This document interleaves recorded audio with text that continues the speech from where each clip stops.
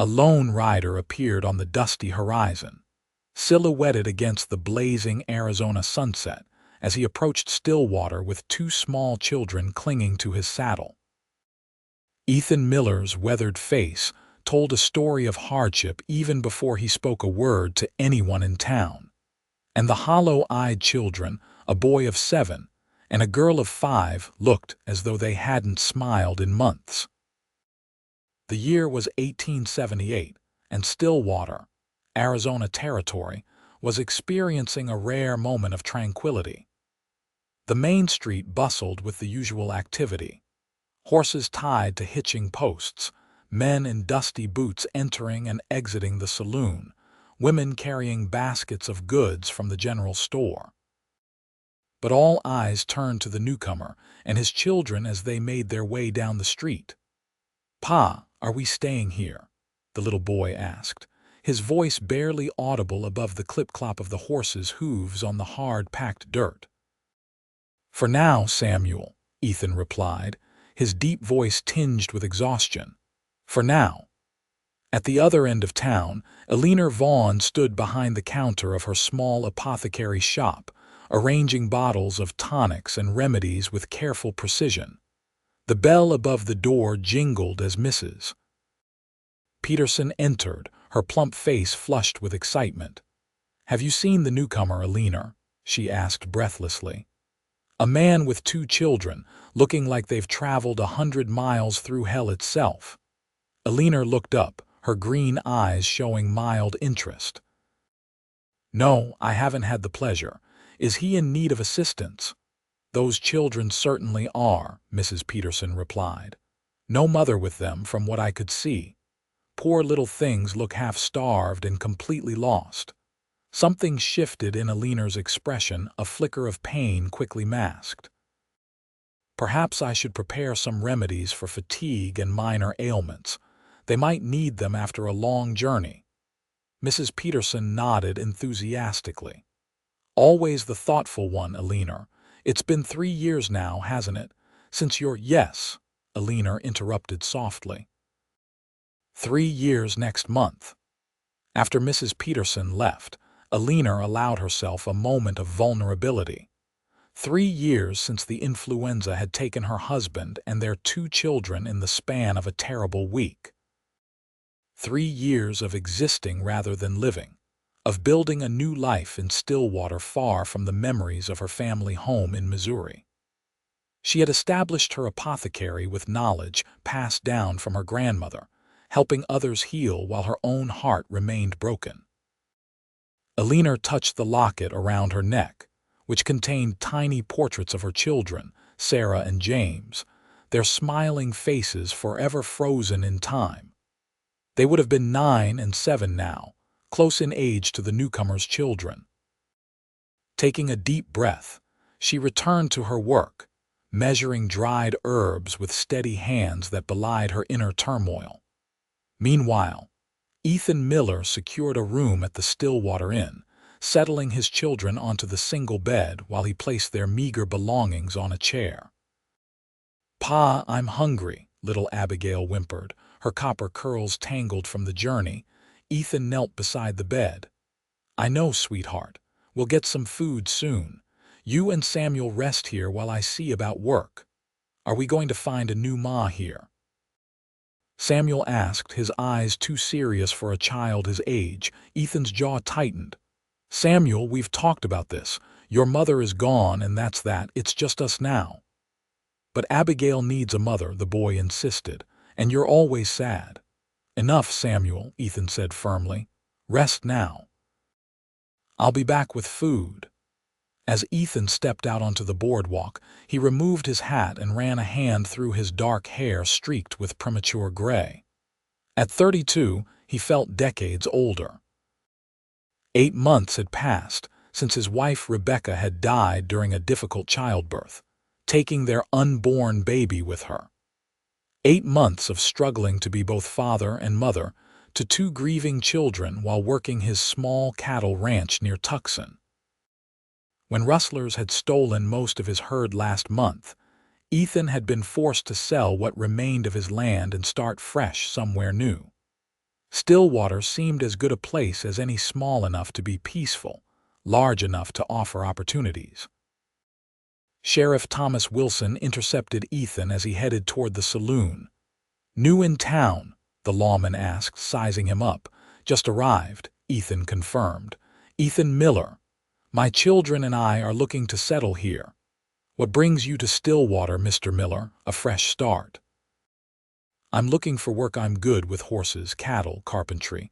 Anything honest that'll feed my children." The sheriff nodded thoughtfully. "Patterson's livery might need help. Old man Patterson's back has been giving him trouble, and I heard the Wilcox Ranch outside town is hiring hands." He paused. "Those children have a mother. She passed last year," Ethan said shortly. Something in his tone made the sheriff nod in understanding. "Town's got a small school, teacher's a decent woman, good place for children." "Much obliged, Sheriff." After securing some beans and bread at the general store, Ethan returned to his children and found them asleep on the bed, huddled together as they often did since their mother's death. Looking at their small faces, peaceful in sleep, Ethan felt the familiar ache of inadequacy. Samuel was right, they needed a mother. But the thought of replacing Rebecca seemed impossible, disloyal even. The next morning, Ethan left the children with instructions to stay in the room while he sought work. He had just secured a position at Patterson's livery when Samuel came running down the street, panic on his face. Pa, it's Abigail, she's sick." Ethan's heart lurched. "What do you mean sick?" "She woke up hot and crying. She says her throat hurts bad and she's shaking." Ethan ran back to the inn, Samuel at his heels. Inside their room, Abigail lay curled on the bed, her face flushed with fever, whimpering softly. "Abigail, sweetheart," Ethan said, touching her forehead. It burned under his palm. Panic seized him. He couldn't lose another loved one. Not his little girl. "Is there a doctor in this town?" he asked the innkeeper who had followed them upstairs. "Doc Hanson is out at the Blackwell Ranch. Difficult birth," the man said. "Won't be back till tomorrow at earliest." "There's Miss Vaughn," offered the innkeeper's wife. "She runs the apothecary. Knows her remedies better than most doctors." "Take me there," Ethan demanded. Carrying Abigail wrapped in a blanket, Ethan hurried down the street toward the small shop with Vaughn's Apothecary painted on a wooden sign. Samuel trailed behind, his small face tight with worry. The bell above the door jangled as Ethan burst in. "I need help," he said, his voice breaking. "My daughter, Eleanor Vaughn," looked up from her work, and for a moment time seemed to stop. The tall, desperate man holding the small, feverish child struck a chord so deep within her that she nearly gasped. Instead, her training took over. "Bring her here," she said calmly, clearing a space on a chaise lounge she kept for customers who needed to rest. "How long has she been feverish?" "She was fine last night," Ethan said, laying Abigail down gently. "This morning she woke ill." Eleanor placed a cool hand on the child's forehead, then checked her throat and pulse. "It appears to be throat fever. I've treated many cases. With proper care, she should recover well." She looked at the worried father. "I'm Eleanor Vaughn. Ethan Miller. This is my son Samuel and my daughter Abigail." Eleanor nodded to Samuel, who watched her with solemn eyes. "I'll need to prepare a tincture for the fever and an herbal tea for her throat. It will take a few minutes." As she worked, mixing herbs with practiced hands, Eleanor asked, "Are you new to Stillwater?" "Arrived yesterday," Ethan confirmed. "We came from near Tucson, lost our ranch to rustlers." "And her mother?" Eleanor asked softly, glancing at Abigail. "Gone. Childbed fever 8 months ago." Eleanor's hand stilled momentarily before she continued her work. "I'm sorry for your loss, Mr. Miller." "Ethan," he corrected automatically. "Thank you, Miss Vaughn." "Eleanor," she replied with a small smile. "Here, help me get her to drink this." Together they coaxed the fevered child to swallow the bitter tincture. Eleanor's gentle touch, and soothing voice calming Abigail in a way that surprised Ethan. It had been so long since a woman had cared for his children that the sight brought an unexpected lump to his throat. "Are you a doctor, Miss Eleanor?" Samuel asked, watching her intently. "No, Samuel. My grandmother taught me about plants and remedies. I'm what some might call an herbalist or a healer." "Our ma used to make us feel better when we were sick," the boy said matter-of-factly. "But she's in heaven now." Eleanor met his gaze steadily. "I know what that's like, Samuel. My children are in heaven too." Ethan looked up sharply at this revelation, seeing Eleanor in a new light. The compassion in her eyes wasn't just professional concern, it was the understanding of someone who had walked the same painful path. "You had children?" he asked quietly. Eleanor nodded. "A son and daughter, James and Sarah. The influenza took them and my husband 3 years ago." "I'm sorry," Ethan said, the words inadequate but sincere. Eleanor turned her attention back to Abigail, who had fallen into a more peaceful sleep. "She should stay here today where I can monitor her. The fever may rise again before it breaks." "I can't pay you much," Ethan began, embarrassment coloring his face. "I just secured work at the livery, but we'll discuss payment later," Eleanor interrupted gently. "For now, let's focus on getting Abigail well." Throughout the day, Eleanor tended to Abigail while Ethan reported to his new job, promising to return at midday. Samuel stayed with his sister, watching Eleanor's every move with curious eyes. "Did your children get sick like Abigail?" he asked, as Eleanor prepared another dose of medicine. Eleanor's hands trembled slightly. "Yes, they did, very sick." "Why couldn't you make them better with your medicine?" "Sometimes," Eleanor said carefully, "illnesses are too strong even for medicine, but Abigail has a different sickness, one I know how to treat. She will get better. Promise." Eleanor met his eyes. "I promise to do everything I can, Samuel."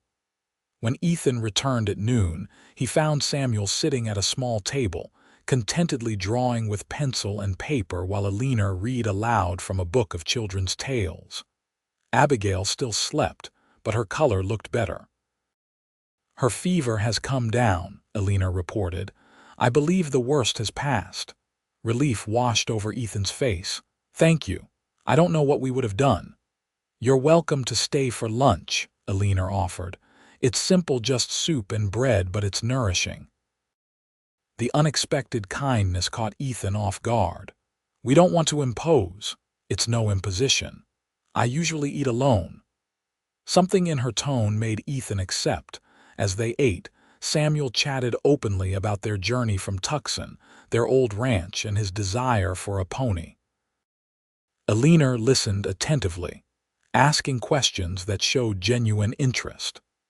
Ethan found himself studying her the way sunlight from the window caught in her auburn hair, the gentle hands that had so competently tended to his daughter, the sadness that lingered behind her smile. "Samuel tells me you lost your ranch," she said when the boy wandered off to check on his sister. Ethan nodded. "Wasn't much of a ranch anymore after the rustlers took most of my cattle, couldn't make the payments on the land. And now, what are your plans for Stillwater?" "Work at the livery, save enough to rent a small place, maybe eventually buy a parcel of land outside town." He hesitated. "Give the children some stability again." Eleanor nodded understanding. "Children need roots, especially after loss. You've been in Stillwater long, 3 years. I came after everything. Needed a fresh start somewhere no one knew me or my grief." Their eyes met in shared understanding. Two souls who had weathered similar storms, now sitting across a table from each other by chance or perhaps something more. By evening, Abigail's fever had broken completely. The little girl sat up in bed, weakened but alert, her eyes following Eleanor around the room with growing attachment. "You have pretty hair," she told Eleanor as the woman brushed out the child's tangled curls. "Like my doll Lucy that got lost." "Thank you, Abigail. Your hair is beautiful too, like copper pennies in the sun." The girl beamed at the compliment, then asked with childish directness, "Samuel says you don't have children anymore. Is that true?" Eleanor's brush paused mid-stroke. "Yes, that's true." "That's sad," Abigail declared. "You'd be a good ma." Ethan, who had been talking with Samuel by the window, turned at his daughter's words. "Abigail, don't be forward," he admonished gently. "It's all right," Eleanor said, though her voice was not entirely steady. "Children see things clearly sometimes." That night, after much insistence from Eleanor, Ethan agreed to take Abigail back to the inn to rest. "I've prepared this tonic for her to take in the morning and evening for 3 days," she instructed, handing him a small bottle. "And this salve for her chest. What do I owe you?" Ethan asked. Eleanor shook her head. "Consider it a welcome to Stillwater." "I can't accept that," Ethan protested. "You've done too much already." "Then bring the children by tomorrow," Eleanor suggested. "I could use help gathering herbs in the meadow outside town. Samuel seemed interested in learning about plants today." The request surprised Ethan. "You want the children to help you gather herbs? If you don't mind, it would be pleasant to have company." The next day dawned clear and warm.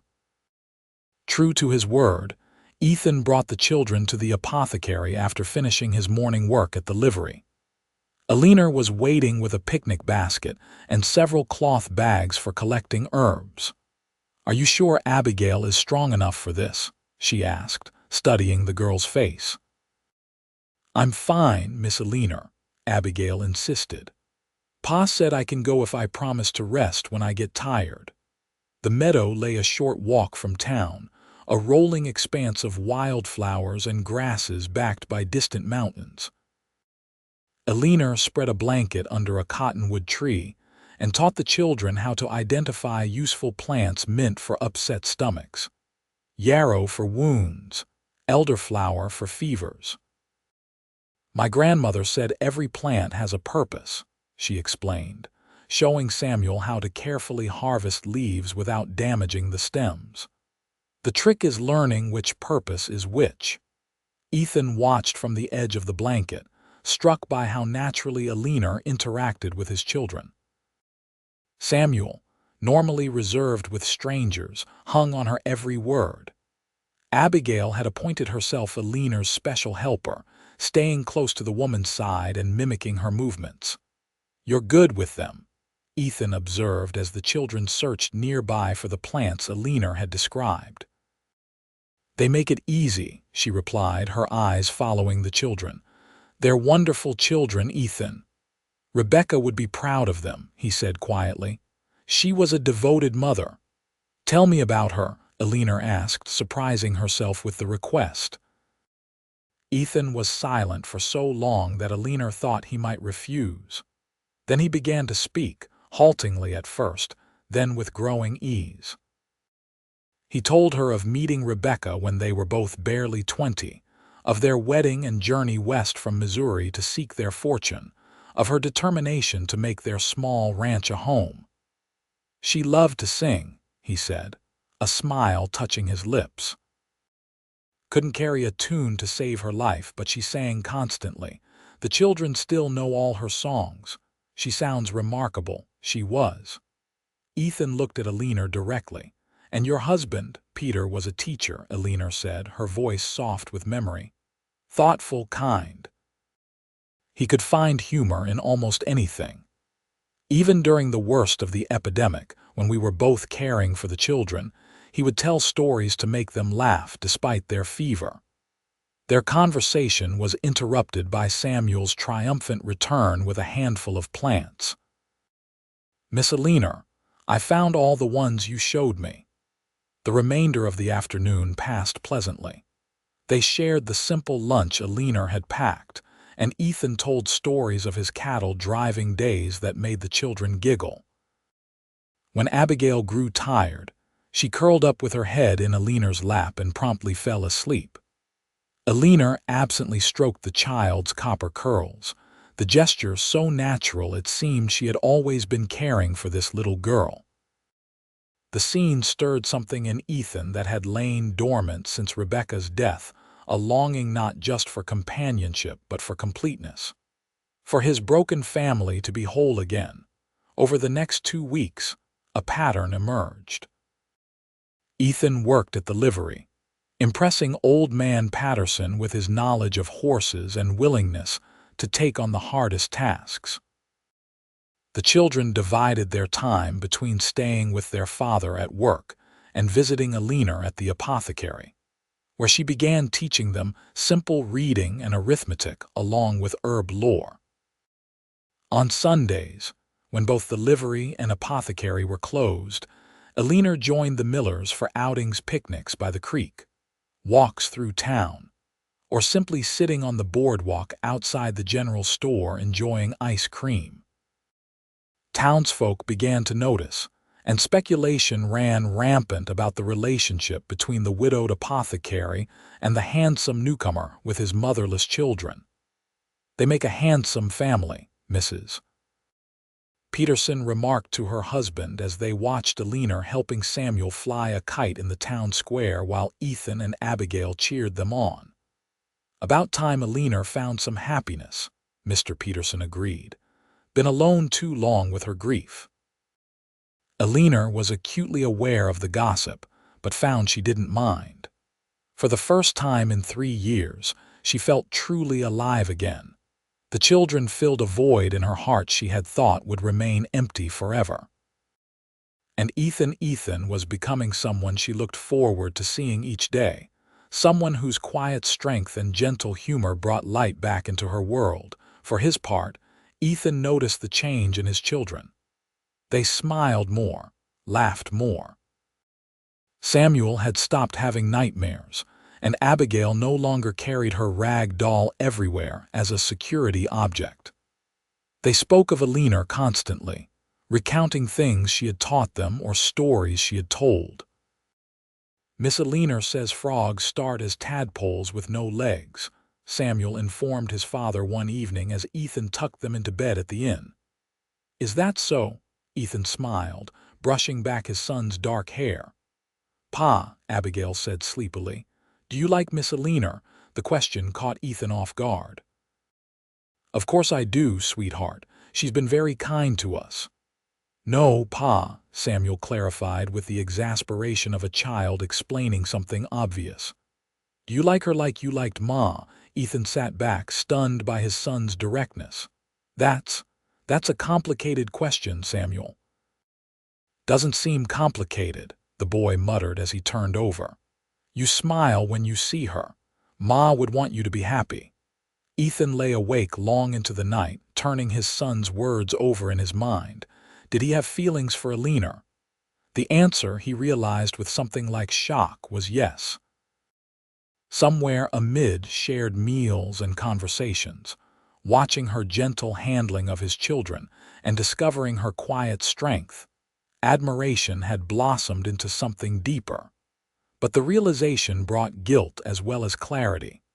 Was it disloyal to Rebecca to feel this way? And even if it wasn't, would Eleanor welcome his feelings?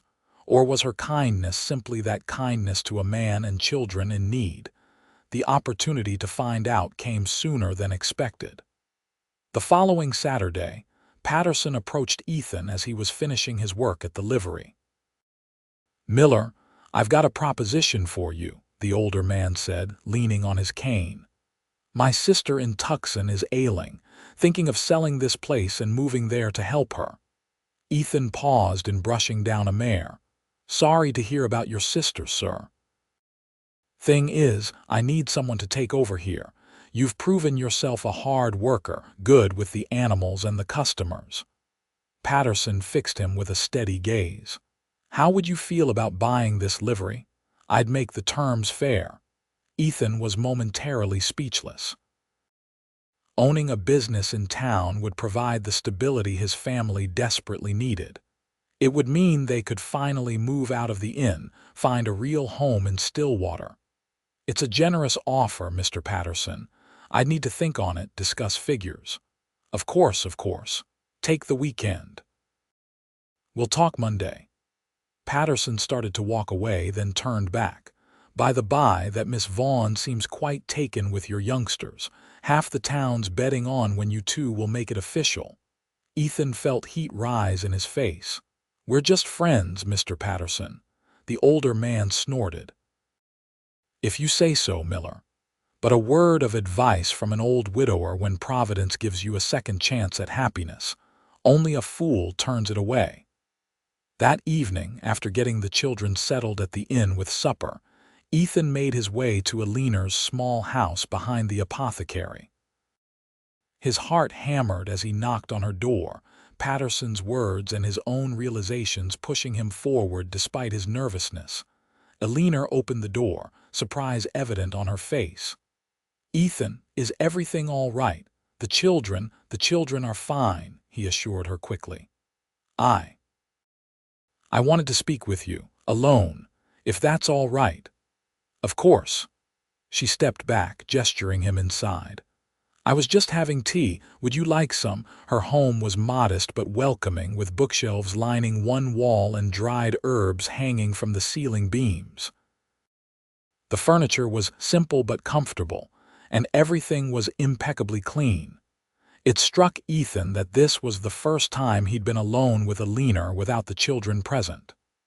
"Patterson offered to sell me the livery," he said, after accepting a cup of tea and taking a seat at her small table. "Ethan, that's wonderful." Eleanor's face lit up with genuine pleasure for him. "Will you accept?" "I'm thinking on it. The terms seem fair, and it would mean we could stay in Stillwater permanently." He hesitated, then added, "I could afford a proper home for the children." "They would like that," Eleanor said softly. "They need stability, roots." "They need more than that," Ethan said, gathering his courage. "They need what I can't give them alone." Eleanor set down her teacup, something in his tone making her heart beat faster. "What do you mean?" Ethan met her gaze directly. "Eleanor, I've seen how you are with my children, how they respond to you. They're happier than they've been since their mother died. You've brought something back to them that I thought was lost forever." "They're wonderful children," Eleanor said, her voice barely above a whisper. "It's been a joy to know them." "And what about me?" Ethan asked, the question hanging between them. "Has it been a joy to know me too?" Color rose in Eleanor's cheeks. "Ethan, I know it's too soon," he rushed on. "We've known each other barely a month, but I feel like I've found something I wasn't even looking for. Someone who understands loss because she's lived it. Someone who sees my children not as burdens but as treasures." "They are treasures," Eleanor said, tears gathering in her eyes. "When I lost James and Sarah, I thought I would never feel that kind of love again. It hurt too much to even consider. But your children, they've awakened something in me I thought was dead." "And me?" Ethan asked again, more softly this time. "Have I awakened anything in you, Eleanor?" She looked at him then, really looked at him, the strong lines of his face softened by gentle eyes, the hands that worked hard all day yet touched his children with such tenderness. "Yes," she admitted finally. "You have, Ethan, but I'm afraid." "Of what?" "Of losing again. Of loving again and having it taken away. I'm not sure I would survive that a second time." Ethan reached across the table and took her hand. "I can't promise that nothing bad will ever happen. Life's taught us both that lesson too well. But I can promise that whatever comes, we would face it together." Eleanor's fingers tightened around his. "The children are very attached to me already. If we, and then it didn't work." "I know," Ethan acknowledged. "That's why we need to be sure." "I'm not asking for an answer tonight, Eleanor, just for you to consider the possibility, to consider us." Eleanor nodded, unable to speak past the lump in her throat. Ethan squeezed her hand once more before standing to leave. "Think about it," he said softly. "That's all I ask." After he left, Eleanor sat for a long time, her tea growing cold. She thought of Ethan's children, of Samuel's serious questions, and Abigail's infectious laughter. She thought of Ethan himself, his quiet strength, his devotion to his children, the way his rare smile transformed his face. And she thought of her own children and husband, their faces clear in her memory. "What would you have me do, Peter?" she whispered to the empty room. "Is it disloyal to love again, to mother children who aren't ours?" No answer came, of course, but as she prepared for bed, Eleanor felt a sense of peace settling over her. Perhaps that was answer enough. The next morning, Sunday, dawned with an unexpected complication. Eleanor was awakened by urgent knocking at her door. Opening it, she found Samuel, his face streaked with tears. "Samuel, what's wrong? Where's your father and Abigail?" "Pa sent me to get you," the boy gasped. "Abigail woke up with the fever again, worse than before. Pa's real scared." Eleanor threw on her shawl and grabbed her medicine bag, following Samuel at a run back to the inn. Inside their room, she found Ethan holding Abigail, whose small body was racked with shivers despite the warm morning. "Her fever came back during the night," Ethan explained, his face haggard with worry. "I gave her the tonic you left us, but it hasn't helped." Eleanor examined Abigail, noting her flushed cheeks, rapid pulse, and the angry red spots at the back of her throat. Her heart sank. "It's scarlet fever," she diagnosed grimly. "More serious than the simple throat fever she had before." Ethan's face paled. Will she?" "We'll do everything we can," Eleanor assured him, though her own fear was mounting. She had seen children succumb to scarlet fever before, including many during the epidemic that had claimed her own family. "She needs to be isolated to prevent Samuel from catching it, and we need to cool her body immediately." Working together, they moved Abigail to Eleanor's home behind the apothecary. Samuel was sent to stay with Sheriff Wilson and his wife, though the boy protested vehemently at being separated from his sister. "I want to help," he insisted. "The best way you can help is by staying well yourself," Eleanor told him firmly. "Your sister and father need you to be strong." For 3 days, Eleanor and Ethan fought for Abigail's life. They took turns applying cool cloths to her burning forehead, coaxing herbal teas and medicines down her throat, and simply holding her when the fever made her delirious. Eleanor prepared stronger remedies than she had for the initial throat infection, drawing on every bit of knowledge her grandmother had imparted. On the 3rd night, Abigail's fever peaked dangerously high. The little girl tossed in bed, sometimes calling for her mother, sometimes not recognizing Ethan or Eleanor at all. Shortly after midnight, she fell into an unnaturally still sleep that terrified both adults. "Eleanor," Ethan said hoarsely, holding his daughter's limp hand. "Is she?" "She's fighting," Eleanor replied, though her own eyes reflected his fear. "We need to keep cooling her body. The crisis will come soon, for better or worse." As dawn approached, Ethan, exhausted beyond measure, finally dozed in a chair beside Abigail's bed. Eleanor kept vigil, wiping the child's face with cool cloths and whispering prayers she had almost forgotten how to pray. "Please," she begged whatever power might be listening. "Not this child too. I couldn't bear it. Ethan couldn't bear it." In that moment, looking at the sleeping father and his desperately ill daughter, Eleanor realized the full depth of her feelings. She loved this child as her own. She loved Ethan and Samuel too. Somewhere amid herb gathering and Sunday picnics, they had become her family in every way that mattered. The thought of losing any of them was unbearable. As the first light of dawn filtered through the curtains, Abigail stirred. Eleanor placed a hand on her forehead and felt her heart leap. The fever had broken. The child's skin was cool and damp with perspiration. "Ethan," Eleanor called softly, shaking his shoulder. "Ethan, wake up." He started awake immediately, fear in his eyes. "What is it? Is she? The fever's broken," Eleanor said, tears of relief running down her face. "She's going to recover." At that moment, Abigail opened her eyes.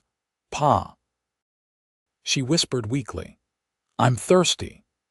Ethan gathered his daughter into his arms, his shoulders shaking with silent sobs of relief. Over Abigail's head, his eyes met Eleanor's, conveying a depth of gratitude words could never express. The next week brought Abigail's steady recovery, and a return to something approaching normalcy. Samuel was allowed to visit his sister briefly each day, though Eleanor insisted he wash thoroughly afterward to prevent infection. Ethan divided his time between work at the livery and Abigail's bedside, often falling asleep in the chair beside her. One evening, after Abigail had been moved back to a bed Eleanor had set up in her spare room, Eleanor found Ethan sitting on her front porch, staring at the sunset. "She's asleep," Eleanor told him, sitting beside him on the step. "Her color is much better today." Ethan nodded, his face showing the strain of the past week. "Eleanor, I don't know how to thank you. If you hadn't been here, if you hadn't known what to do." "Don't," she said softly. "Don't think about what might have happened." They sat in companionable silence for a few minutes, watching as the sun sank behind the distant mountains, painting the sky in shades of gold and crimson. "I've been thinking," Ethan said finally, "about what you said, about being afraid to lose again." Eleanor turned to look at him, her heart quickening. "I understand that fear," he continued. "When Abigail was so ill, all I could think was not again, not another person I love taken from me." He took a deep breath. "But then I realized something. The fear of losing doesn't change whether we love or not. It just robs us of the joy we might have had." "I realized the same thing," Eleanor admitted softly. "Watching you with Abigail, I knew I couldn't protect my heart by keeping it locked away. It was already too late for that." Ethan reached for her hand, his rough palm warm against her skin. "I love you, Eleanor. I think I started falling in love with you the moment you took Abigail in your arms that first day, and my children love you too." "I love them," Eleanor said, her voice catching. "And I love you, Ethan." It happened so gradually and yet so suddenly that I hardly know when it began. Ethan's other hand came up to cup her cheek. "I'm buying the livery," he told her. "Patterson and I finalized the agreement yesterday. I'll be staying in Stillwater permanently." "I'm glad," Eleanor whispered. "There's a house for sale on Elm Street," Ethan continued. 2 stories, 4 bedrooms, big enough for a growing family." Eleanor's breath caught at the implication. "Ethan." "I'm not asking yet," he assured her, his thumb gently stroking her cheek.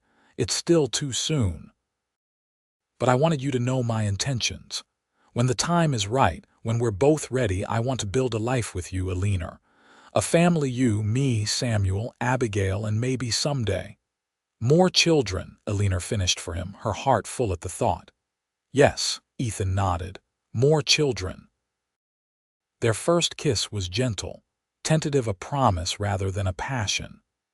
When they drew apart, Eleanor rested her head on Ethan's shoulder, feeling for the first time in years that she had come home. Over the next month, as summer gave way to early autumn, their relationship deepened. Eleanor continued to care for Abigail during her recovery, gradually transferring her back to Ethan's care as the girl regained her strength. The children, far from being confused by the changing relationship between the adults, seemed to take it as a natural progression. "Are you going to be our new ma?" Samuel asked Eleanor one day as she helped him with his reading. Eleanor hesitated, looking to Ethan, who was teaching Abigail to play checkers nearby. "Would you like that, Samuel?" she asked carefully. The boy considered the question with his characteristic seriousness. "Yes," he decided.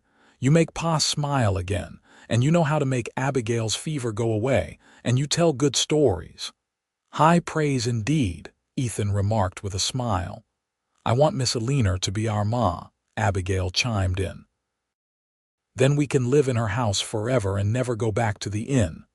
Actually, Eleanor said, exchanging a glance with Ethan, your father has some news about that. Ethan cleared his throat. I've bought us a house, he told his children, on Elm Street. We'll be moving in next week once the previous owners leave. The children's excited reaction confirmed they were ready for this next step. That night, after the children were asleep in the room they still shared at the inn, Ethan and Eleanor walked together under the stars. Patterson gave me the deed to the livery today, Ethan told her. It's official now, I'm a business owner. I'm proud of you, Eleanor said, squeezing his hand. You've accomplished so much in such a short time. They stopped at the gate of the house on Elm Street, their future home. In the moonlight, the two-story structure looked solid and welcoming, with a wide front porch and a large yard where children could play. I was thinking, Ethan said, turning to face Eleanor. The house will be ready next week. The children are excited to move in. But it still won't be a proper home without you. Eleanor's heart skipped a beat. Ethan, from his pocket, he withdrew a small ring, a simple gold band set with a modest diamond. I know we agreed to wait, to be sure, but I am sure, Eleanor, I love you. The children love you. And life is too short and too precious to delay happiness when we've found it. Tears filled Eleanor's eyes as Ethan dropped to one knee before her. Eleanor Vaughn, will you marry me? Will you be my wife and a mother to my children? Will you help me build the family we both thought we'd lost forever? Yes, Eleanor whispered, her voice strong despite her tears. Yes to all of it, Ethan. To being your wife, to mothering your children, to building our family together. The wedding took place 2 weeks later in Stillwater's small church. The entire town turned out for the occasion, delighted to witness the union of two people who had both known such sorrow finding joy together. Abigail served as flower girl, proudly scattering rose petals down the aisle, while Samuel stood beside his father as best man, solemnly holding the rings. Eleanor wore a simple cream dress with lace at the collar and cuffs, her auburn hair adorned with small white flowers. When Ethan saw her walking toward him, his face reflected such love and wonder that several of the townswomen dabbed at their eyes with handkerchiefs. Dearly beloved, the minister began, we are gathered here today to join this man and this woman in holy matrimony. The ceremony was brief but heartfelt. When asked who gave the bride, Sheriff Wilson stepped forward with a smile. The town of Stillwater gives this woman with great affection and best wishes. After exchanging vows and rings, Ethan and Eleanor knelt to include Samuel and Abigail in a special part of the ceremony. Samuel and Abigail, the minister said, today your father marries Eleanor, who will be your new mother. Do you promise to love and respect her, to obey her as you would your father, and to be good children in your new family? I promise, Samuel said seriously. Me too, Abigail added, beaming at Eleanor. Eleanor took each child's hand in one of hers. And I promise to love you both as my own children, to care for you in sickness and in health, to guide you and protect you all the days of my life. There wasn't a dry eye in the church as the new family embraced before the altar. The celebration afterward was held in the town square, with tables laden with food contributed by nearly every household in Stillwater. Mrs. Peterson had outdone herself with a 3-tiered wedding cake, and Mr. Davis from the saloon donated several cases of his finest wine for toasts. As dusk fell, lanterns were lit around the square and a small group of musicians struck up tunes for dancing. Ethan led Eleanor in their first dance as husband and wife, their eyes never leaving each other's faces. Happy, he murmured as they moved across the makeshift dance floor. Completely, she assured him. I never thought I could be this happy again. Later, they included the children in their dancing, Ethan swinging Abigail around while Eleanor taught Samuel the basic steps. The townspeople watched indulgently, many remembering Eleanor's grief-stricken arrival 3 years earlier, and Ethan's haggard appearance when he'd first ridden into town with his motherless children. "It's like something from a storybook," Mrs. Patterson remarked to her husband. "Two broken families becoming whole again. That's Stillwater for you," the old man replied with satisfaction. "Always was a place for new beginnings." After the celebration, Ethan carried a sleeping Abigail up the steps of their new home on Elm Street, with Eleanor guiding an equally tired Samuel by the hand. Together, they tucked the children into their new beds in rooms they had helped decorate themselves. "Good night, Ma," Samuel mumbled sleepily as Eleanor kissed his forehead the first time he had called her by that title. "Good night, my son," she whispered, her heart so full it ached with joy. In the master bedroom, Ethan took his new wife in his arms. "Welcome home, Mrs. Miller." "I love the sound of that," Eleanor said, reaching up to touch his face. "Mrs. Miller, mother to Samuel and Abigail Miller." "And perhaps more Millers to come," Ethan suggested, his eyes warm with promise. "I hope so," Eleanor agreed. "But even if not, we have a beautiful family already." Their life together settled quickly into happy rhythms. Eleanor continued to run the apothecary, though she now closed it 3 days a week to focus on family time. Ethan's livery business flourished under his management, and he began to add a carriage service for visitors arriving by the newly extended railroad line. The children thrived with the stability of a permanent home and 2 loving parents. Samuel started school that fall, proving himself an apt pupil with a particular interest in science and nature interests Eleanor had fostered with her herb lore. Abigail, still too young for formal schooling, divided her time between helping Eleanor at the apothecary and helping her father at the livery, where she charmed customers with her cheerful chatter. By Christmas, their house on Elm Street had truly become a home. Eleanor decorated with pine boughs and red ribbons, and the aroma of gingerbread filled the kitchen. On Christmas Eve, as they sat together before the fireplace after the children had gone to bed, Ethan presented Eleanor with a special gift, a locket to match the one she already wore containing pictures of her first children. "Open it," he urged. Inside were tiny portraits of Samuel and Abigail, their young faces captured by a traveling photographer who had visited Stillwater the previous month. "Now you can wear all your children close to your heart," Ethan said softly. Tears filled Eleanor's eyes as she clasped the new locket around her neck alongside the old one. "Thank you. It's perfect." She hesitated, then added, "I have news too." Ethan looked at her expectantly.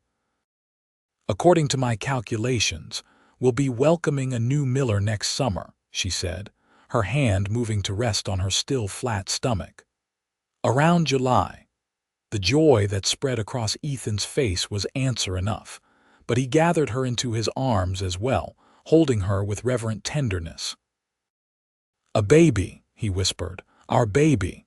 "Are you happy?" she asked, though she could see the answer in his eyes. "Beyond words," he assured her. "Should we tell the children tomorrow?" Eleanor nodded. "It will be their Christmas surprise." As predicted, Samuel and Abigail were ecstatic about the prospect of a new brother or sister. Samuel immediately began planning how he would teach the baby everything he knew, while Abigail insisted on helping Eleanor prepare the nursery, though the birth was still months away. Winter passed into spring, and Eleanor's pregnancy progressed without complications. The whole town seemed invested in the coming baby, with gifts of handmade blankets, toys, and clothes appearing regularly at their doorstep.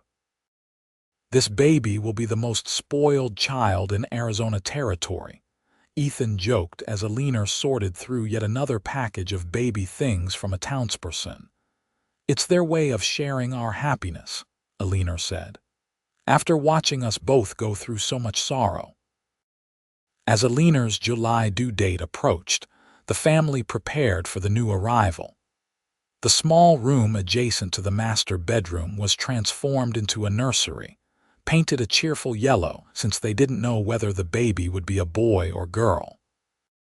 Samuel and Abigail helped decorate, hanging mobiles from the ceiling and arranging stuffed animals on shelves. Unlike Ethan's first wife's difficult delivery, Eleanor's labor began smoothly on a warm July morning. Doc Hanson was summoned, along with Mrs. Peterson, who had assisted at many births. Ethan paced nervously downstairs with the children who had been prepared for the event but were still anxious. "Will Ma be all right?" Samuel asked repeatedly. "She's strong and healthy," Ethan assured him, though his own worry was evident. "And Doc Hanson is with her." After several hours, Mrs. Peterson appeared at the top of the stairs, her round face beaming. "Mr. Miller, you have a son, a strong, healthy boy, and Mrs. Miller is doing just fine." Relief washed over Ethan. "Children, you have a brother." Samuel and Abigail raced up the stairs behind their father to meet the newest member of their family. In the bedroom, Eleanor sat propped against pillows, looking tired but radiant, a small bundle cradled in her arms. "Come meet your brother," she invited as they entered. The baby was tiny but perfect, with a shock of dark hair like his father's and what appeared to be his mother's green eyes, though it was too soon to be certain. "What's his name?"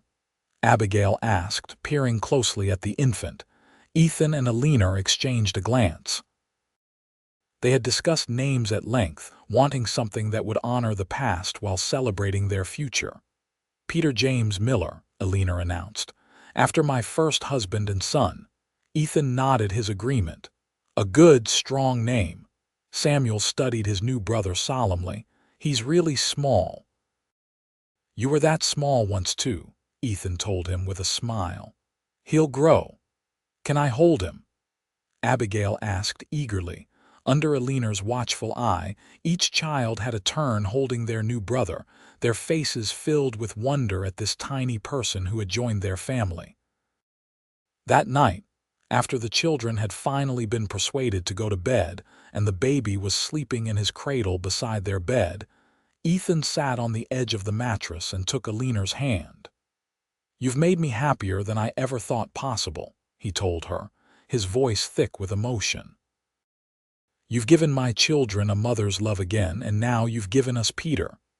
"You've given me just as much," Eleanor replied softly. "A second chance at life, at love, at motherhood. When I lost my first family, I thought that part of me had died forever. And now—" Eleanor smiled, squeezing his hand. "Now I know that love doesn't divide. When shared, it multiplies. I don't love Sarah and James any less because I love Samuel, Abigail, and Peter too. My heart has simply grown to hold all of them." Ethan leaned forward to kiss her gently. "Our family is a miracle, Eleanor, built from broken pieces but stronger for having been mended." As if on cue, baby Peter stirred in his cradle, making soft, mewling sounds. Ethan rose to lift him, bringing the infant back to bed and settling him between them. Eleanor touched the baby's cheek, marveling at his perfection. "Our miracle," she agreed. In the years that followed, the Miller family continued to flourish in Stillwater. Ethan's livery and carriage business expanded as the town grew with the arrival of the railroad. Eleanor maintained her apothecary, but also began writing down her grandmother's remedies and her own discoveries in a book that she hoped would preserve the knowledge for future generations. 2 years after Peter's birth, Eleanor gave birth to twin girls, whom they named Rebecca and Sarah, honoring both mothers who had gone before. The house on Elm Street rang with the laughter and occasional quarrels of 5 children, creating the kind of joyful chaos both Ethan and Eleanor had once feared they would never experience again. Samuel grew into a thoughtful young man with a passion for medicine, eventually leaving for medical school in Denver with plans to return to Stillwater as the town's second doctor. Abigail developed her mother's interest in healing plants, working alongside Eleanor in the apothecary, and adding her own observations to Eleanor's growing manuscript. On their 10th wedding anniversary, Ethan surprised Eleanor with a daguerreotype portrait of their entire family, all 7 of them dressed in their Sunday best, arranged in front of their home on Elm Street. "For your locket," he explained, though the image was far too large for the small pendant she still wore containing pictures of all her children. "And for our mantle, to remind us of how far we've come." As they stood together looking at the portrait, Eleanor leaned against her husband's strong shoulder. "Did you ever imagine, that day you rode into Stillwater with 2 grieving children, that this would be your future?" Ethan shook his head. "Never. I was just looking for work, for a way to keep going after losing so much. And I was hiding in my grief, thinking it was safer not to love again." "Thank God for Abigail's throat fever," Ethan said with a wry smile. "Without it, we might never have met."